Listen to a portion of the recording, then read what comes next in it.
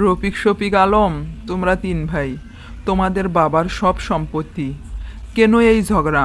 তোমরা কি ভুলে গেছো তোমাদের বাবা কত কষ্ট করে এই জমি তৈরি করেছিল? রফিক, তুমি তো বড়, তুমি কেন মেজো আর ছোট ভাইকে তাদের অধিকার থেকে বঞ্চিত করতে চাও? মোড়ল সাহেব, আমি তাদের বঞ্চিত করতে চাই না, কিন্তু আমি বড় ছেলে, বাবার সব কাজ আমি করেছি। আর বাবার একটি পুরনো উইল ছিল, সেখানে বলা আছে বসতভিটার বড় অংশ আমারই প্রাপ্য।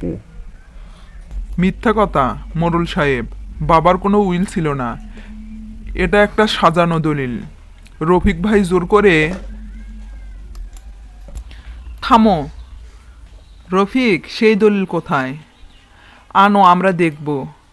আর আলম, তোমার কাছে কি প্রমাণ আছে যে সেটা জাল? এই নিন, এই কাগজে বাবার সই আছে। তিনি নিজের হাতে আমাকে বেশি অংশ দিয়েছেন।